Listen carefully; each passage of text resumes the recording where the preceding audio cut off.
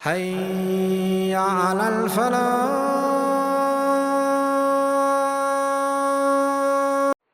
இன்றைக்கு இறை காதல் நம் இடத்திலே மலர்ந்திருக்கிறதா எண்ணி பார்க்க வேண்டும்.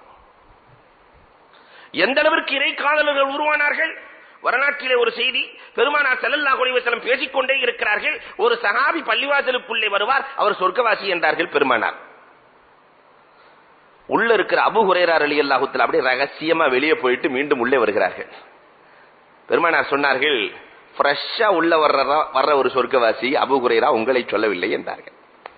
இப்போ ஃப்ரெஷ்ஷா யார் உள்ள வர்றாரோ அவர் சொர்க்கவாசி. நீங்கள் தந்திரம் செய்து வந்திருக்கிறீர்கள், உங்களை சொல்லவில்லை. யார் என்று எல்லா சஹாபாக்களும் பார்த்துக் கொண்டிருக்கிறார்கள். பிலால் இப்னு உயைனா ரலியல்லாஹு தஆலா அவர்கள் உள்ளே வருகிறார்கள். பெருமானார் நீண்ட நேரம் பேசுகிறார்கள். கடைசியிலே பெருமானார் ஸல்லல்லாஹு அலைஹி வஸல்லம் அந்த பிலால் இப்னு உயைனா ரலியல்லாஹுவை பார்த்து கேட்டார்கள், உனக்கு என் மீது பிரியம் இருக்கிறதா என்றார்கள். பிலால் இப்னு உயைனா ரலியல்லாஹு கண்களிலிருந்து கண்ணீர் வருகிறது. லா வல்லாஹி யா ரசூலல்லாஹ், இறைவனின் மீது ஆணையாக என் உள்ளத்திலே உங்களுக்கு இடமில்லை நாயகமே. காரணம், என் உள்ளம் முழுக்க நீங்கள் அல்லாஹ்வை நிரப்பி விட்டீர்கள் நாயகமே என்றார். உள்ளம் முழுக்க அல்லாஹ்வை வைத்ததான் எனக்கு உங்களை வைக்க இடமில்லை. இன்றைக்கு நாம் நம் உள்ளத்திலே அல்லாஹ்வை எவ்வளவு வைத்திருக்கிறோம்? தொழுகையிலே அல்லாஹ்வுக்கு இடம் எவ்வளவு? இபாதத்திலே அல்லாஹ்வுக்கு இடம் எவ்வளவு? யோசிக்க வேண்டும். ஆனால் சஹாபாக்கள் உள்ளம் முழுக்க அல்லாஹ்வை வைத்திருந்தார்கள். இந்த நிலையை பெருமானார் உருவாக்கி கொடுக்கிறார்கள். அப்துல்லாஹ் துல் பிஜாதைன், இஸ்லாமிய வரலாற்றில் பொன்னெழுத்துக்களால் பொடிக்கப்பட வேண்டிய வரலாறுகளில் ஒன்று அப்துல்லாவின் வரலாறு. துல் பிஜாதை 2 ஆடைகளுக்கு சொந்தக்காரர். அவர் வேற எதையுமே உடுத்த மாட்டாரு, 2 துணியை தூக்கி பொத்திக்குவார். பள்ளிவாசலில் எப்பொழுது பார்த்தாலும் அல்லாஹ் அல்லாஹ் அல்லாஹ் அல்லாஹ் அல்லாஹ் என்று சொல்லிக் கொண்டே இருக்கிறார். உமர் ரலியல்லாஹு தஆலா வருகிறார்கள், நாயகமே இவருக்கு என்ன ஆச்சு?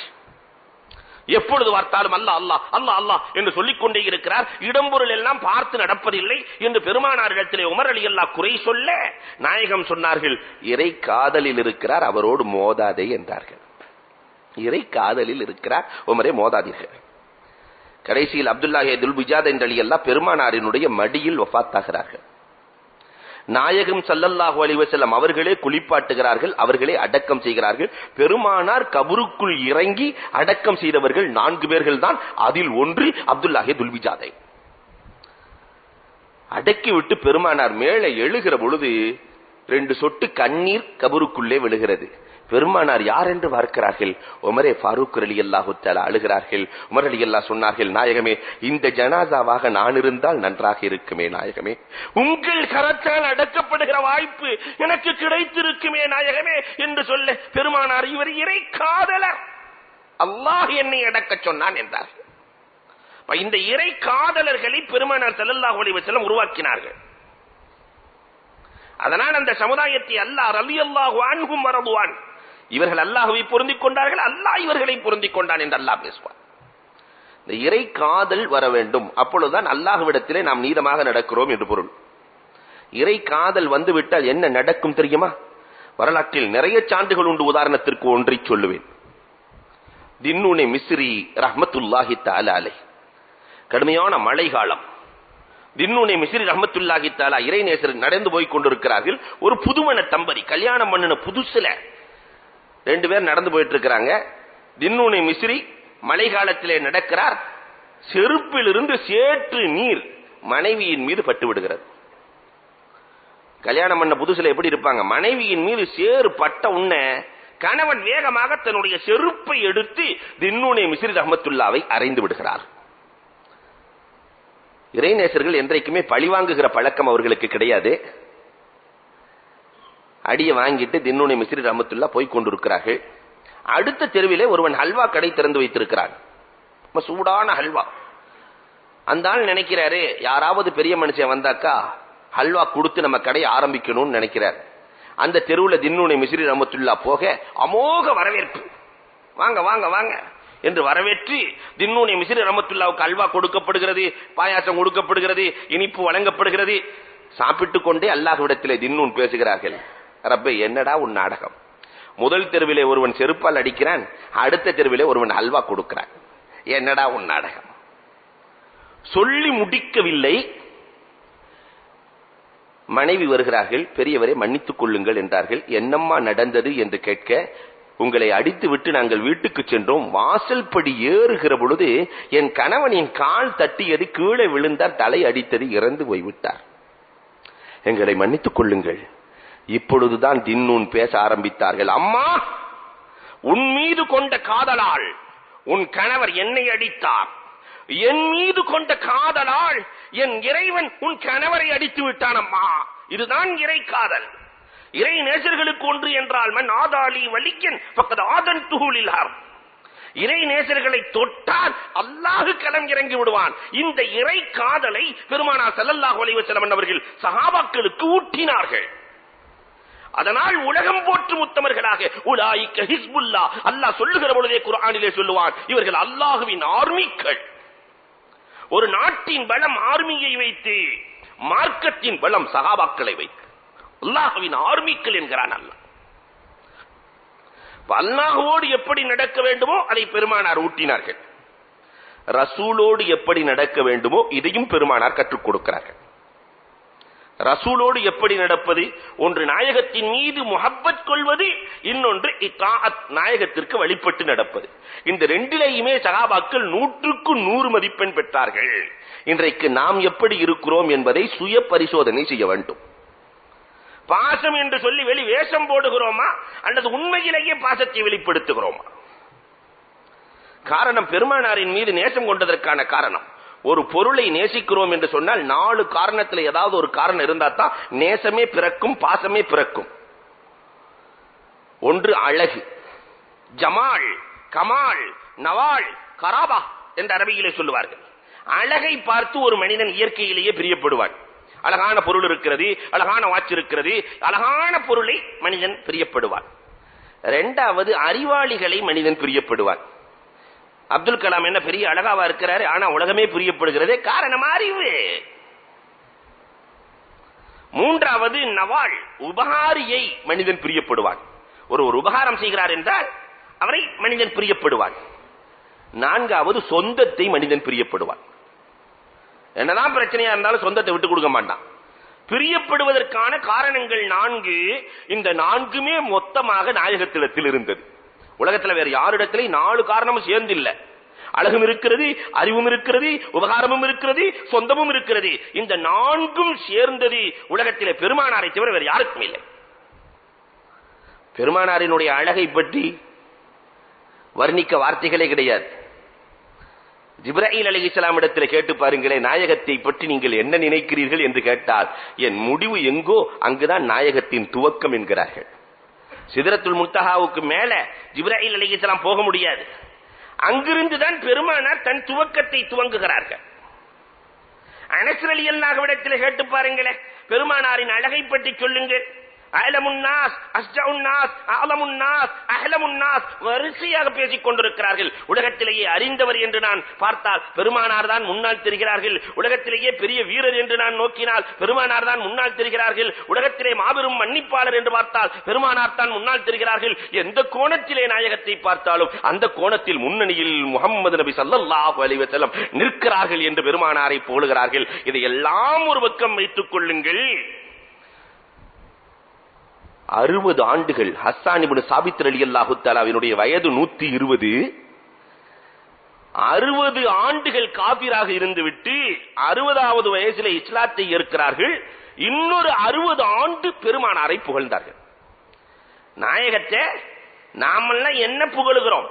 1 மணி நேரம் அர்த்தமே தெரியாமல் பெருமானார் ஸல்லல்லாஹு அலைஹி வஸல்லத்தை புகழ்ந்து விட்டு வாயளவிலே புகழ்ந்து விட்டு இருக்கிறோம். ஆனால் ஹஸ்ஸான் அப்படி அல்ல. 60 ஆண்டுகள் பெருமானாரை புரிந்து அறிந்து தெரிந்து புகழ்ந்து புகழ்ந்து புகழ்ந்து புகழ்ந்து தள்ளி சொன்ன வார்த்தை என்ன தெரியுமா? மா மதஹ்து முஹம்மதன் பி மகாலத்தி. 60 ஆண்டுகள் புகழ்ந்த ஹஸ்ஸான் சொன்னார்கள், பெருமானாரை என்னால் புகழ முடியவில்லை என்றார்கள். மா மதஹ்து முஹம்மதன் பி மகாலத்தி, என் வார்த்தைகளால் நாயகத்தை புகழ முடியவில்லை, பெருமானாரை புகழ்ந்ததால் என் வார்த்தை புகழை பெற்றது. நாயகோடு வந்ததுனால என் வார்த்தைக்கு புகழ் என்கிறார்கள். அல்லாஹ் என்ற ஒரு சொல்லை தவிர எதை பெருமானாருக்கு இணைத்தாலும் அது தகும். அல்லாஹ் என்ற சொல்லை தவிர பெருமானாருக்கு எதையும் இணைக்கலாம். காரணம், நாயகம் இல்லை என்றால் உலகம் இல்லை. ஆயிரம் சான்றுகளை எடுக்க முடியும். பெருமானார் ஸல்லல்லாஹு அலைஹி வஸல்லத்தினுடைய அழகுக்கு உலகத்தில் உதாரணம் சொல்ல ஒரு மனிதர் கிடையாது. ஆயிஷா ரலியல்லாஹு இடத்துல கேட்டு பாருங்களேன். வீட்டுல போய் மனைவிட்ட கேளுங்க, நீ அழகாமா நான் அழகான்னு கேட்டா எந்த மனைவியாவது கணவனை சொன்னதுண்டா? இந்த ஊர்ல எல்லாம் சொல்றாங்க, நான் வெளியூரை சொல்றேன். ஏங்க நீங்க தாங்க அழகு என்று சொன்னதுண்டா? கண்ணாடியை போய் பாரு என்று வேண்டுமாள் சொல்லுவேன். ஆனால் ஆயிஷா சித்திகா என்ன சொல்கிறார்கள் தெரியுமா? லனா ஷம்சுன் வலில் ஆஃபாக்கி ஷம்சுன் வ ஷம்சி தத்லு பஅதல் இஷா. எங்களுக்கும் ஒரு சூரியன் இருக்கிறது, வானிற்கும் ஒரு சூரியன் இருக்கிறது. எங்கள் சூரியன் கண்மணி நாயகம் இரவில் தான் உதயமாவார்கள் என்கிறார்கள். பெருமானாரை சூரியனாக சித்தரிக்கிறார். மக்கள் இருள் சூழ்ந்திருக்கிற பொழுது நாயகம் என்ற சூரியன் வருகிற பொழுது இருள் விலகி ஓடிவிடும். எங்கள் பெருமானார் சூரியன். பாத்திமா நாயகி ராட்டை நெய்து கொண்டிருக்கிறார்கள், நூல் நெய்து கொண்டிருக்கிறார்கள். அந்த பக்கம் ஆயிஷா இருக்கிறார்கள், இந்த பக்கம் ரசூலுல்லாஹ் இருக்கிறார்கள். ஆயிஷா ரலியல்லாஹு தஆலாவினுடைய வயசு 15, பெருமானாரினுடைய வயசு 60. ஆயிஷா நாயகி பெருமானாரையே பார்த்துக்கிட்டு இருக்கிறாங்க. 60 வயசு கிழவன் பெருமானார் ஸல்லல்லாஹு அலைஹி வஸல்லத்தையே பார்த்துக்கிட்டு இருக்கிறாங்க. என்ன ஆயிஷா, பார்க்காத முகத்தை பார்ப்பதை போன்று பார்த்துக் கொண்டிருக்கிறாயே, என்ன ஆயிஷா என்று பெருமானார் ஸல்லல்லாஹு அலைஹி வஸல்லம் கேட்க, நாயகமே உங்கள் அழகை ரசித்துக் கொண்டிருந்தேன் நாயகமே, உங்கள் அழகை ரசித்துக் கொண்டிருந்தேன் நாயகமே. 15 வயது பெண்மணி சொல்லுகிற ஸ்டாட்மேன். நாயகமே யூசுப் அலைஹிஸ்ஸலாத்தினுடைய காலத்து பெண்களை யோசித்தேன் நாயகமே. யூசுப் அலைஹிஸ்ஸலாம் வருகிற பொழுது கையிலே ஆப்பிளும் கத்தியும் இருந்தது. யூசுப் அலைஹிஸ்ஸலாத்தின் அழகை பார்த்து ஆப்பிளை அறுத்து கத்தியையும் சேர்த்து அறுத்துக் கொண்டார்களே, அந்த பெண்மணிகள் இப்பொழுது இருந்து உங்களை பார்த்திருந்தால் தங்களின் இதயங்களை அறுத்திருப்பார்கள் நாயகமே. இதுதான் பெருமானாரின் அழகு. அன்னை ஆயிஷா ரலியல்லாஹு சித்தரிக்கிறார்கள். அனஸ் ரலியல்லாஹு தஆலா பெருமானாரை ஒரு நாள் பார்க்கிறார்கள். நபிகள் பெருமானார் ஸல்லல்லாஹு அலைஹி வஸல்லத்தையும் பௌர்ணமி நிலவையும் பார்க்கிறார்கள். நாயகமே உங்களுக்கு முன்னால் நிலவு தோர்த்து போனது நாயகமே, உங்கள் அழகுக்கு முன்னால் வானத்தில் இருக்கிற அந்த சந்திரனுக்கு அழகு தோர்த்து போனது நாயகமே என்று பெருமானாரின் அழகை உலகத்தில் இருக்கிற எல்லோருமே சித்தரிக்கிறார்களே. நாயகம் அழகு, அதனால் நேசிக்கிறோம். பெருமானாரின் அறிவுக்கு நிகர் உலகத்தில் யாராவது உண்டா? பிலால் ரலியல்லாஹு போய் நாயகத்தினுடைய அறிவு எவ்வளவுன்னு கேட்டாங்களாம். மனிதனுடைய அறிவையே அளக்க முடியல, நாயகத்தினுடைய அறிவு எவ்வளவு என்று கேட்க பிலால் ரலியல்லாஹு தஆலா திணறி போனாங்க. நாயகத்தின் அறிவை பற்றி கேட்பதா? நமக்கெல்லாம் தெரியாது, அதை போய் அறிவாளிகிட்ட கேட்கணும். யாரிடத்தில் கேட்பது? ஆயிஷா நாயகி இடத்துல கேட்கலாம். நாயகத்தின் அறிவுக்கு ஒரு உதாரணம் சொல்லுவதற்கு ஆயிஷா நாயகி தான் பொருத்தம். ஆயிஷா நாயகிடத்திலே அனுப்பி வைக்கிறார்கள். ஆயிஷா நாயகிடத்திலே போய் பெருமானாரின் அறிவை பற்றி கொஞ்சம் சொல்லுங்களே என்று சொல்ல, ஆயிஷா நாயகி நாயகத்தின் அறிவை அளக்கிற அளவிற்கு மூளை எனக்கு இல்லை, அந்த அளவிற்கு மூளை உள்ள ஒருவர் உலகத்தில் இருக்கிறார் என்றால் அது அவர்களின் மகள் பாத்திமா தான். ஏண்டா ஜீன் மகள் பாத்திமாவிடத்தில் போய் கேளுங்கள்.